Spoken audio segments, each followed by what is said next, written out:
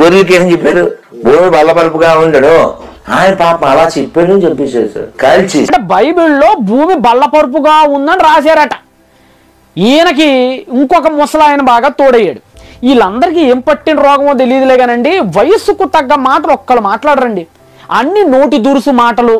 మరి భూమి బల్లపరుపుగా ఉందని బైబిల్ వచ్చి బూతుల బాబా దగ్గర ఏమైనా చెప్పిందో మనకైతే తెలియదు. మరి మీరు భూతద్దం ఏదంతా చదవండి బైబిల్ గ్రంథాన్ని, ఎక్కడైనా సరే ఒక్క చోట single reference mister Radha Manohar Das. నువ్వు సుమన్ టీవీకి వస్తే నేను సుమన్ టీవీకి వచ్చి మాట్లాడతా, నువ్వు ఓకే అంటే.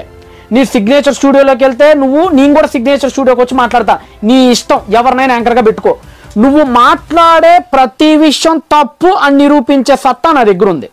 నువ్వు ఓకే అంటే చెప్పు, మాట్లాడుకుందాం. పెద్ద మీడియా వాళ్ళని ఎవరినైనా సరే పిలుద్దాం, నువ్వు ఒకవైపు నేను ఒకవైపు కూర్చో, ఆధారాలతో సహా వస్తా.